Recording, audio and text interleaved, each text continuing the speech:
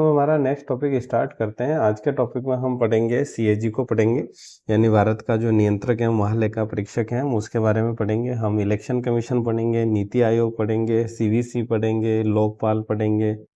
तो आज के ये सारे टॉपिक है जो हम इस लेक्चर के अंदर कवर करेंगे। तो सबसे हम पहले बात करें कि भाई सीएजी होता क्या है, सीएजी का काम क्या होता है। तो सीएजी का नाम तो होता है कि भाई फुल फॉर्म होती है कंप्ट्रोलर ऑडिटर जनरल, या उसको हिंदी में हम बोल सकते हैं कि भाई भारत के जो नियंत्रक हैं, महालेखा परीक्षक। तो नाम से ही पता पड़ता है कि भाई इसका काम क्या है। ये जितने भी हमारे भारत के जो ऑडिटिंग, मतलब जो भी पीएसयूज हैं, या भारत सरकार के हैं, या राज्य सरकार के हैं, या यूनियन टेरिटरी के हैं, तो जो भी हमारे खजाने से जो भी पैसा आना जाना जो काम भी होता है, उसकी ऑडिटिंग कौन करता है? ऑडिटिंग करता है ये हमारा सीएजी करता है उसके। तो इसलिए इसको क्या बोला जाता है कि भाई गार्डियन ऑफ पब्लिक पर्स, यानी सार्वजनिक खजाने का जो है संरक्षक भी इसको कहा जाता है। और बी आर अम्बेडकर ने इसके लिए कहा कि ये भारत सरकार का जो है सबसे महत्वपूर्ण ऑफिस है, क्योंकि सारा पैसों का लेन देन क्या होता है, सारे पैसे की लेन देन की जो ऑडिटिंग है वो कौन कर सकता है? सीएजी कर सकता है। तो most important office of government, ये किसने कहा? बी आर अम्बेडकर ने। तो अगर ये जो भारत सरकार का, राज्य सरकार का, यूनियन टेरिटरी का, जो तीनों का जो संचित निधि है यानी कंसोलिडेटेड फंड है, ये उसके क्या करता है? ऑडिटिंग करता है। राज्य सरकार और भारत सरकार का जो कंटिजेंसी फंड होता है, यानी आपातकालीन फंड होता है, कि जो कि जैसे राष्ट्रपति के पास 500 करोड़ रुपए का होता है, तो ये उसकी जो आपातकालीन जो फंड निधि होती है उसका भी ऑडिट कौन करता है कि भाई उससे कोई पैसों का लेन देन हुआ या नहीं हुआ, वो भी ऑडिटिंग कौन करता है? सीएजी करता है। और अगर कोई पब्लिक अकाउंट है इन भारत सरकार का या राज्य सरकार का, या जैसे कि भाई कोई संस्था है जिसके अंदर की भारत सरकार या राज्य सरकार का पैसा लगा हुआ है, तो वो भी हमारी किसके अंदर आ जाता है? पब्लिक अकाउंट की कैटेगरी के अंदर आ जाता है। या राष्ट्रपति कोई ऐसी संस्था के बारे में बोले कि भाई इसका आपको ऑडिट करना है, तो जो सीएजी है उसका भी ऑडिट करता है। तो ये भी अपने आप के अंदर एक क्वेश्चन आता है कि भाई सीएजी जो है किस किस चीज़ की ऑडिट करता है। और सीएजी जो होता है वो हमारा आर्टिकल आता है 148 से लेके हमारे जो है 151 तक के जो आर्टिकल है वो किसके अंदर आते हैं? हमारे सीएजी के अंतर्गत आते हैं। तो एक क्वेश्चन तो ये हो गया, भाई सीएजी ऑडिट किस किस की करते हैं? कंसोलिडेट फंड की करता है, इंडिया की, स्टेट की, यूटी की। कंटिजेंसी फंड की करता है, इंडिया और स्टेट की, इसके अंदर यूटी शामिल नहीं है। और पब्लिक अकाउंट यानी सार्वजनिक खातों की करता है भारत सरकार के और राज्य की। और इसमें एक जो नहीं लिखा हुआ है कि इसके अलावा जो भी राष्ट्रपति अगर किसी संस्था का अगर कह दे कि भाई सीएजी को कि आपको उसकी करनी है, तो उसकी करता है। पब्लिक अकाउंट का मतलब आप ये भी मान लो कि भाई ये जो पीएसयू है उनके ऊपर भी रिपोर्ट जारी करता है। अब हम बात करते हैं कि भाई आर्टिकल 148 क्या कहता है। ये इम्पोर्टेंट आर्टिकल है, सिर्फ इम्पोर्टेंट इसलिए कि भाई कई बार ये पूछ लिया जाता है कि भाई सीएजी कौन से आर्टिकल के अंदर है। तो सीएजी जो हमारा आर्टिकल है वो 148 के अंदर आ जाता है। तो 148 आर्टिकल के अंदर क्या बताया? भाई ऑफिस ऑफ सीएजी के बारे में बताया गया है। दूसरा, इसका अपॉइंटमेंट कौन करता है? ये भी क्वेश्चन है कि इसका अपॉइंटमेंट कौन करता है? प्रेसिडेंट करता है। तीसरा, इसका जो कार्यकाल कितना होता है? भाई 65 साल और 6 ईयर का होता है। 6 ईयर है, यहाँ पे 5 नहीं है, इसलिए इसको याद रखना थोड़ा, आपको अलग से याद रखना पड़ेगा कि भाई इसके अंदर कार्यकाल जो है 65 साल और 6 साल 6 ईयर का होता है, या तो 6 ईयर तक या वो 65 साल की उम्र तक पहुंच जाए। दूसरा कि भाई इसका डिसमिसल कैसे होगा? जैसे सुप्रीम कोर्ट का जज होता है वैसे ही इसको जो है हटाया जा सकता है। अगर ये खुद रेजिग्नेशन देगा तो किसको देगा? प्रेसिडेंट को, क्योंकि इसको अपॉइंट किसने किया? प्रेसिडेंट ने। तो जो अपॉइंट करता है उसी को रेजिग्नेशन दिया जाता है। 148 आर्टिकल के अंदर ही ओथ है, सैलरी है उसकी। और दूसरा कि भाई not eligible for any post after retirement in state government और सेंट्रल गवर्नमेंट। अगर एक बार कोई व्यक्ति सीएजी के पद से रिटायर हो गया, तो रिटायरमेंट यानी 65 साल की उम्र के बाद वो किसी भी राज्य सरकार या भारत सरकार के या किसी भी ऑफिस ऑफ जो प्रॉफिट लाभ के पद के ऊपर वो जो कार्य नहीं कर सकता। 148(5) के अंदर सर्विंग कंडीशन आती है। 148(6) में एक्सपेंस फ्रॉम, जिसका जो पैसा जाता है वो कंसोलिडेट, इसकी जो सैलरी वेतन भत्ते जाते हैं वो किससे जाते हैं? कंसोलिडेट फंड से या संचित निधि से जो उससे जाते हैं। तो इसमें इंपॉर्टेंट ये नहीं है कि 148 2 में क्या है, 3 में क्या है, 4 में क्या है। इंपॉर्टेंट सिर्फ ये है कि 148 आर्टिकल है उसके अंदर जो है ऑफिस होता है सीएजी का, प्रेसिडेंट अपॉइंट करता है 65 साल की उम्र तक या 6 साल की, जो भी उसको जो भी पहले पूरे हो जाए वो। और इसको जो डिसमिसल करने का तरीका सेम है, सुप्रीम कोर्ट के जज की तरह है, रेजिग्नेशन प्रेसिडेंट को देगा। और इसका आर्टिकल ये 148(6) याद रखना जरूरी नहीं है कि इसका जो उसको सैलरी वेतन भत्ता मिलता है वो सारे किस पे एक्सपेंस चार्ज होता है? वो होता है हमारे कंसोलिडेट फंड पे, यानी कि संचित निधि के ऊपर। आर्टिकल 149 कहता है कि भाई इसके जो फंक्शन और पावर यानी इसके कार्य और शक्तियाँ क्या है वो हम पहले ही देख चुके हैं कि भाई ये किस किस के ऑडिट कर सकता है। तो ये audit expenditure by state and central government, यानी जो भी एक्सपेंडिचर जो भी खर्च करता है राज्य सरकार या भारत सरकार जो भी खर्चा करती है उसकी ऑडिटिंग कौन करता है, सीएजी करता है। एग्जामिन यानी जांच करता है the account of corporation and company operated by revenue of government. ये भी हम बात कर चुके हैं कि जिस भी संस्था या डिपार्टमेंट में भारत सरकार का अगर कोई पैसा लगा हुआ है और उसके थ्रू कोई कॉर्पोरेट या कोई भी इंस्टीट्यूशन काम कर रहा है तो उसका भी अगर प्रेसिडेंट के कहने पे उसका भी क्या कर सकता है, ये एग्जामिन कर सकता है। अगर इसके अलावा भी कोई लोकल बॉडी है जैसे हमारे नगर पालिका है, पंचायत है या म्यूनसिपलिटी नगर निगम है, अगर प्रेसिडेंट अगर रिक्वेस्ट करे सीएजी को तो जो सीएजी है उन लोकल बॉडी बॉडी के भी कोई ऑडिट की जांच कर सकता है ताकि कोई अगर भ्रष्टाचार घोटाला हो तो वो सामने आ जाए। ये आर्टिकल 151 नाम से इम्पोर्टेंट नहीं है लेकिन 151 में होता क्या है ये इम्पोर्टेंट है। अगर जो भी सीएजी रिपोर्ट देगा तो अगर वो कोई जो सेंटर से रिलेटेड रिपोर्ट है तो वो प्रेसिडेंट को देगा, और स्टेट से रिलेटेड रिपोर्ट है तो वो किसको देगा, गवर्नर को देगा। फिर प्रेसिडेंट जो है पार्लियामेंट में टेबल करेगा, गवर्नर है जो विधानसभा के अंदर उसको टेबल पे रखेगा। तो ये जो सीएजी से रिलेटेड इम्पोर्टेंट आर्टिकल है वो ये है, और यहाँ से क्या क्या क्वेश्चन पूछे जाते हैं वो भी हमने इसके ऊपर डिस्कशन कर लिया। अब अगर हम नेक्स्ट बात करें कि भाई इलेक्शन कमीशन, तो इलेक्शन कमीशन का यही क्वेश्चन आता है सबसे पहला कि इलेक्शन कमीशन कौन से पार्ट में है। पार्ट आ जाता है 15। आर्टिकल कौन सा है, आर्टिकल आ जाता है 324। 324 से लेके 329 तक सारे आर्टिकल किससे रिलेटेड है, इलेक्शन कमीशन से। ये भी क्वेश्चन है कि भाई जो आज इलेक्शन कमीशन की स्थापना कब हुई थी, तो इलेक्शन कमीशन की जो स्थापना हुई थी वो हुई थी 25 जनवरी 1950, यानी हमारा संविधान लागू होने से एक दिन पहले। दूसरा, ये किस तरह का निकाय है, यानी ये भी आप देखते हो ना, विवैधानिक निकाय है, संवैधानिक निकाय है, तो इसकी जो है ये हमारे संविधान के अंदर वर्णित है। ये हम पढ़ चुके हैं किस बॉडी, कॉन्स्टिट्यूशनल बॉडी।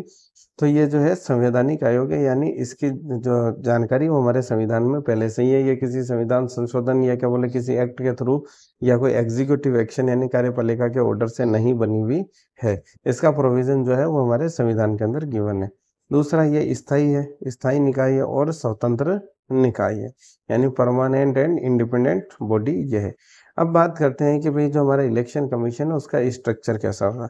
स्ट्रक्चर की बात करें तो 1 अक्टूबर 1993 से इसका स्ट्रक्चर ऐसा है कि भाई एक तो इसका क्या होता है, कमिश्नर होता है, इलेक्शन कमिश्नर, और दो जो होते हैं उसके सबऑर्डिनेट होते हैं।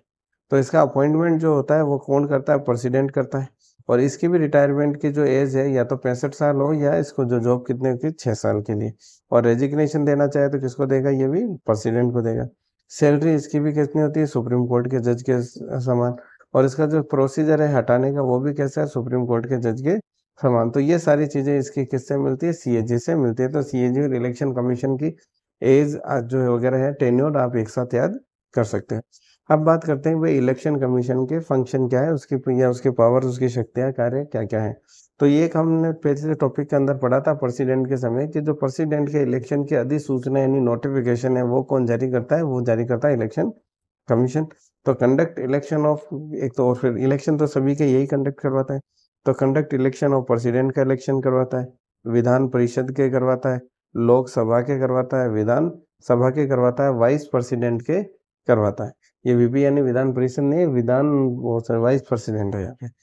डिलिमिटेशन का जो काम है वो कौन करता है, हमारे इलेक्शन कमीशन करता है। वोटर लिस्ट को प्रिपेयर करता है, तो कब चुनाव होने उसका जो शेड्यूल है उसको डिक्लेयर करता है।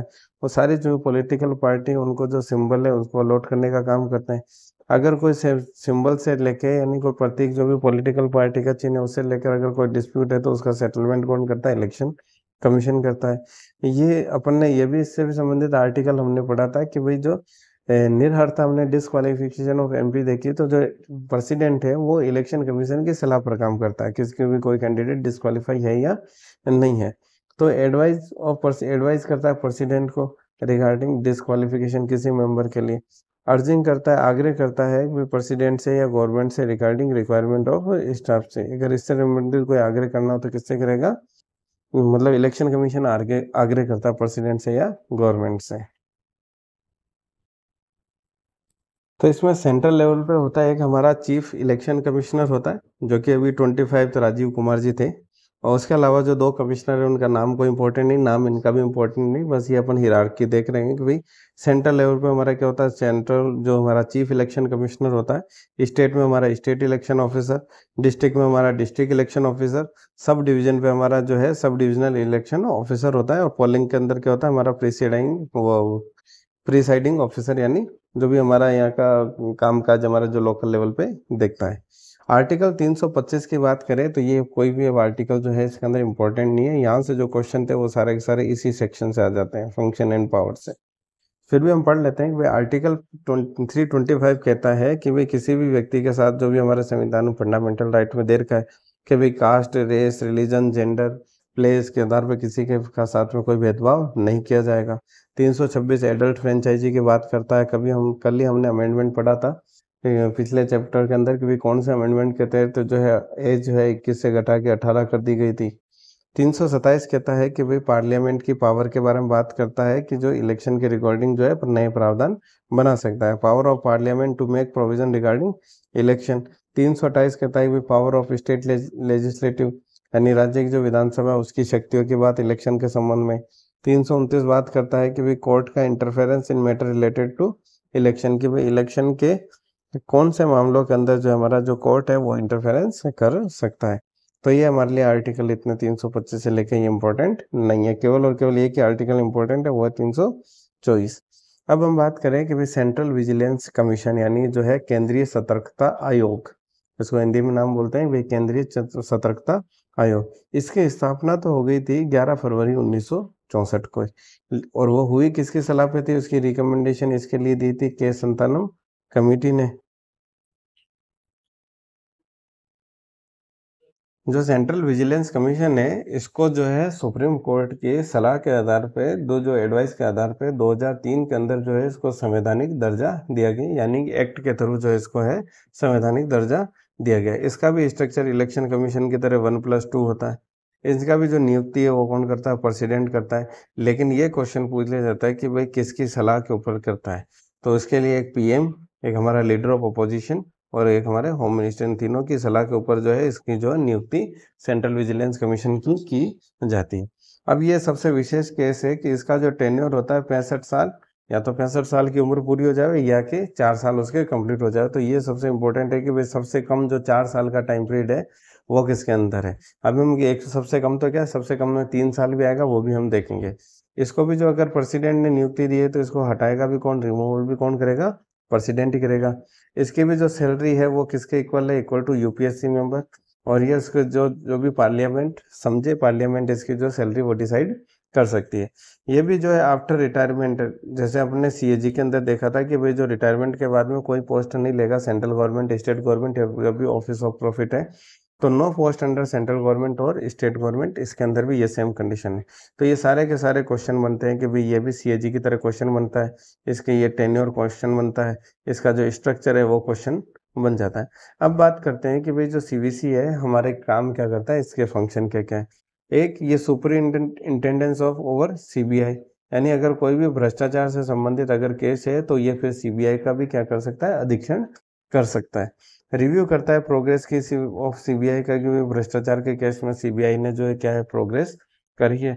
एडवाइस करता है ये सेंट्रल गवर्नमेंट को कि जब अगर कोई इससे संबंधित, कोई अगर भ्रष्टाचार से संबंधित अगर कोई कानून बनाया जा रहा है तो ये सुप्रीम कोर्ट जो सेंट्रल गवर्नमेंट को जो क्या करता है, सलाह देता है। अगर कोई मनी लॉन्ड्रिंग एक्ट के तहत अगर कोई पैसों का लेन देन हुआ है, एक्ट 2002 के तहत अगर कोई पैसों का लेन देन हुआ है तो उसके बारे में ये क्या करता है, जानकारी लेता है।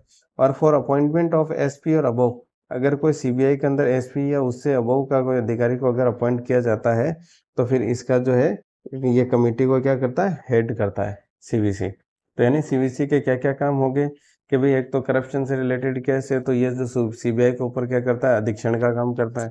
फिर उनके जो भ्रष्टाचार से रिलेटेड केस है उनकी जो प्रोग्रेस है उसके रिव्यू करता है। सुप्रीम जो सेंट्रल गवर्नमेंट को जो सलाह देता है अगर इस तरह के कोई भ्रष्टाचार से संबंधित अगर कोई कानून बनाया जा रहा है। मनी लॉन्ड्रिंग एक्ट 2002 के तहत अगर किसी तरह का लेन देन हुआ है तो उसकी भी ये जानकारी लेता है। और अगर कोई सीबीआई के अंदर एसपी या उससे ऊपर का अगर कोई आदमी जो है नियुक्ति की जा रही है तो उसको भी इस कमेटी को क्या करता है, ये हेड करता है। अभी बात करते हैं कि भाई इसका जो क्षेत्राधिकार क्या है, इसका जुरिस्डिक्शन क्या क्या है। इसके जुरिस्डिक्शन में आ जाता है भाई भ्रष्टाचार में ऑल इंडिया सर्विस आ जाती है, group A of central government आ जाती है, और भी बहुत सारी आते हैं कि भाई LIC के टॉप ऑफिसर, बैंकिंग के सेक्टर के टॉप ऑफिसर, तो किसी के अंदर भी आ जाते हैं। तो ये हमारे ज़्यादातर की भी कौन पर्टिकुलर ऑफिसर है ये नहीं पूछा जाता है। तो इसका जुरिस्डिक्शन में यानी जो भी कुल मिला के भ्रष्टाचार से संबंधित हो ये जांच उसकी कर सकता है, जो भी टॉप पे स्केल के अंदर होते हैं। तो सेंट्रल विजिलेंस कमीशन है पावर ऑफ सिविल कोर्ट, यानी इनके पास में क्या होती है, सिविल संहिता जो होती है सिविल कोर्ट की, इनके पास में क्या होती है, पावर होती है। तो सिविल कोर्ट की पावर में क्या होते हैं, ये किसी व्यक्ति को समन कर सकते हैं, बुला सकते हैं, डॉक्यूमेंट मंगा सकते हैं, उससे जो भी वो बोले उसको एफिडेविट के ऊपर लिखवा सकते हैं। एंड कैरेक्टरिस्टिक्स से जुडिशियल, यानी इसका जो है कि भाई इसके पास में पावर तो होती है सिविल कोर्ट की, और इसका जो कैरेक्टरिस्टिक यानी इसका जो नेचर है वो कैसा है, न्यायिक वाला नेचर है। और प्रेसिडेंट जो हर साल इसकी रिपोर्ट जो भी वार्षिक रिपोर्ट होती है उसको क्या करता है, हाउस के सामने यानी लोकसभा जिसका उसके संसद के सामने, संसद के पटल के ऊपर प्रेसिडेंट इसकी रिपोर्ट रखता है। तो CVC हमारे क्या क्या काम करता है कि ये तो हमने देख ही लिया, भाई इसके फंक्शन क्या क्या है। इंपॉर्टेंट क्वेश्चन है इसका टेन्योर, और दूसरा इसका कि भाई जो अपॉइंटमेंट इसका जो है किसकी एडवाइस पे इसका जो है चयन किया जाता है। अब अगर हम बात करते हैं नेक्स्ट कि भाई human right commission, national human right commission. तो नेशनल ह्यूमन राइट कमीशन की अगर बात करें तो नेशनल ह्यूमन राइट कमीशन भी कैसा है, हमारा स्टेट्यूटरी बॉडी है, यानी कि वैधानिक निकाय है। यानी इसका जो गठन है वो किसके थ्रू किया गया है, वो एक एक्ट पास करके किया गया है। इसकी जो स्थापना हुई वो हुई 12 अक्टूबर 1993 को, और इसके अंदर जो रिटायरमेंट एज होती है वो होती है 70 ईयर, या कि मिनिमम 3 साल जो उसका उसने 3 साल या तो पहले पूरे हो गए और 70 से पहले, या 70 की एज पूरी हो गई। तो सबसे जो कम अगर किसी के अंदर रिटायरमेंट की एज है तो वो है, या नंबर सर्विस ईयर है वो 3 साल है, वो किसमें, नेशनल ह्यूमन राइट कमीशन के अंदर, और 4 साल आ जाते हैं हमारे CVC के अंदर। बाकी किसी में 5 साल है, किसी में 6 साल है। तो यहाँ पे क्वेश्चन ये टेन्योर वाला बन जाता है, क्योंकि टेन्योर में बहुत सारे आपको नंबर ऑफ ईयर याद रखने पड़ते हैं। और इसको जो है NHRC अगर मान लो कि 70 साल पूरे नहीं हुए तो भी फिर भी ये रीअपॉइंट हो सकता है एज ए चेयरमैन। जबकि हमने देखा था भाई CAG में देखा था, CVC में देखा था कि भाई पोस्ट रिटायरमेंट आप वापस ज्वाइन नहीं कर सकते, रीअपॉइंट नहीं हो सकते। तो एक क्वेश्चन यहाँ पे ये हो गया कि भाई ये वापस रीअपॉइंट भी इसको किया जा सकता है। कई बार 3-4 ऑप्शन दे दिए जाते हैं कौन सा सही है कौन सा गलत है, तो उनमें से ये एक ऑप्शन आ जाता है कि भाई क्या इसको वापस रीअपॉइंट किया जा सकता है। तो NHRC का जो चेयरमैन है उसको रीअपॉइंट किया जा सकता है। अब बात करते हैं कि भाई इसका स्ट्रक्चर के अंदर इसके अंदर तो है भाई 500 सदस्य हो जाते हैं, एक हमारा क्या हो जाता है, चेयरमैन हो जाता है। तो चेयरमैन हमारा कैसा होना चाहिए, या तो पूरा जो रिटायर्ड है हमारा 65 साल में रिटायर हो जाएगा, चीफ जस्टिस ऑफ इंडिया, या जो कोई दूसरा जो है सुप्रीम कोर्ट का क्या होगा, जज होगा। और मेंबर के लिए क्या होगा कि भाई मेंबर होंगे 5, एक मेंबर तो होगा भाई सर्विंग या कोई रिटायर्ड जज होगा सुप्रीम कोर्ट का, एक होगा सर्विंग या रिटायर्ड जज होगा हाई कोर्ट का, और जो 3 मेंबर होंगे वो होंगे ह्यूमन राइट एक्सपर्ट होंगे, जिनके अंदर एक जो वुमेन का होना कंडीशन है। तो ये स्ट्रक्चर के ऊपर भी एक क्वेश्चन हो जाता है कि भाई इसका स्ट्रक्चर कैसा है, 1+5 मेंबर का। अब नेशनल ह्यूमन राइट कमीशन का जो अपॉइंटमेंट कौन करता है, प्रेसिडेंट करता है, on advise of high power committee. कौन सी committee, high power committee. High power committee के अंदर कौन कौन लोग शामिल होते हैं, तो हाई पावर कमेटी को जो चेयर करता है वो करता है, अध्यक्षता कौन करता है, हमारा प्राइम मिनिस्टर यानी प्रधानमंत्री जी। इस कमेटी के अंदर लोकसभा स्पीकर होते हैं। ये क्वेश्चन है कि इसका बहुत बार क्वेश्चन पूछा है, इसकी अपॉइंटमेंट नियुक्ति के अंदर कौन समिति में कौन कौन लोग शामिल होते हैं। तो नियुक्ति समिति के अंदर जो चेयर करता है वो तो करता है प्रधानमंत्री। दूसरा इसके अंदर होता है लोकसभा स्पीकर होता है, डिप्टी चेयरमैन होता है राज्यसभा का, लोकसभा का जो हमारा विपक्ष का नेता होता है, और ये होता है हमारा होम मिनिस्टर। तो ये 5 लोग आपको नाम याद होना चाहिए कि भाई कौन कौन इसके जो है नियुक्ति समिति के अंदर शामिल होते हैं। अब बात करते हैं कि भाई ये 1+5 मेंबर तो हो गए, इसके अलावा इस आयोग के कौन लोग होंगे जो कि पदेन सदस्य होते हैं, यानी जो पर्टिकुलर जो हमारा आयोग है उसमें जो पद के जो सदस्य हैं वो भी इसके क्या होते हैं, मेंबर। और पद के जो उसके आयोग के अध्यक्ष होते हैं वो भी क्या होते हैं, पदेन सदस्य होते हैं इसके।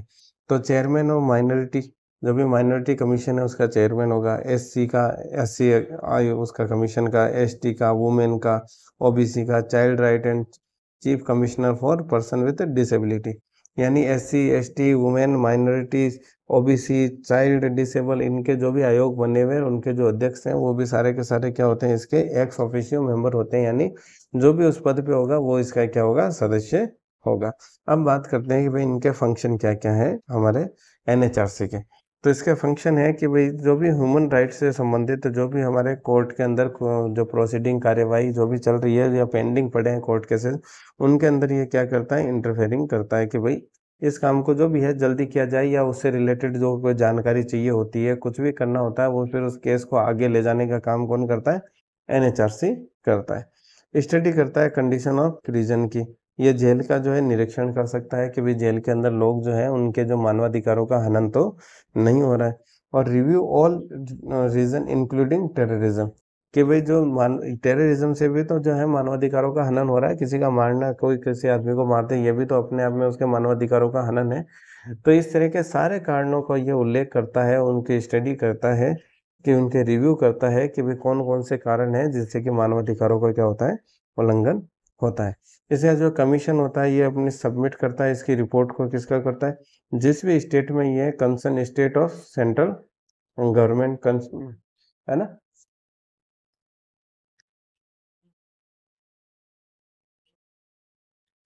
तो जब जिसने इसने अपनी जो रिपोर्ट है उस डिपार्टमेंट को जो भी है कंसर्न स्टेट को, जिस भी डिपार्टमेंट की वहाँ पे ये अपनी रिपोर्ट क्या कर देता है कंसर्न स्टेट को सबमिट कर देता है। अब बात करते हैं कि भाई जो कमीशन है उसकी फंक्शनिंग कैसे होती है, कमीशन कैसे काम करता है। कमीशन के पास में इसके पास में भी क्या होती है सिविल कोर्ट की क्या होती है शक्ति होती है। ये एग्जामिन कब तक कर सकता है, ये क्वेश्चन है कि भाई ये किसी भी इवेंट को जो भी कोई घटना हुई और नेशनल ह्यूमन राइट से संबंधित अगर कोई घटना हुई तो उसको 1 साल के अंदर ही, अगर कोई पुरानी घटना है तो 1 साल तक की पुरानी घटनाओं को भी ये क्या कर सकता है जांच कर सकता है। अगर कोई घटना 1 साल से ज़्यादा पुरानी है तो फिर ये उसकी जांच नहीं कर सकता, तो ये भी क्वेश्चन है एग्जाम में।